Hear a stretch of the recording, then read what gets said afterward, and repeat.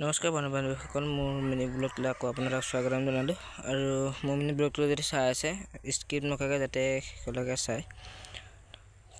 আজি ভাবিলোঁ আপোনালোকক কিমান দিনে ধৰি খুৰাহঁতে কাম কৰিবলৈ অহা নাছিলে, পিকনিক খাব যোৱা আছিলে খুৰাহঁতে। যিটো কাম কৰিনো কিমান থাকিব, অকণমান ফুৰি মেলিও আহিম বুলি কয় আজি আকৌ আহিলে। খুৰা দুজন দেখিছিলে আপুনি।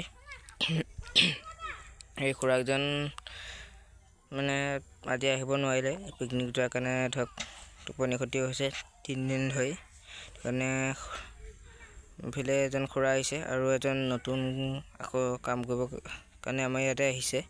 খুৰাই লৈ আহিছে লগত। এইজন দেখিছে এইফালে বাঁহ ফালি আছে।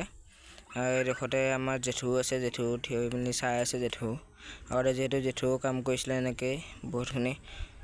এতিয়া জেঠুৱে যিহেতু বেমাৰৰ কাৰণে কৰিব নোৱাৰা হৈ গৈছেগৈ, সেইটো কাৰণে এতিয়া চাইছে আৰু ধৰক চাই মেলি আছে।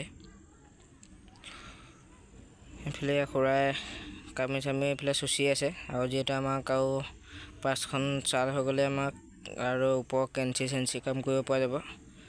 এইফালে আকৌ নতুনকৈ খুৰা আহিছে, মাছ চাছ অকণ খুৱাওঁ বুলি ভাবি। ইয়াত দেখিছে দাদাই এইফালে জাল মাৰিছে। আৰু লগতে আমাৰ ঘৰলৈ আকৌ আমাৰ ছোৱালীক কাৰণে লগ কৰিবৰ কাৰণে ধৰক বান্ধৱী এজনী আহিছে, তাই আছিলে। সেইটো কাৰণে দাদা ওচৰতে জাল মাৰি থাকোঁতে তাতে আছেগৈ।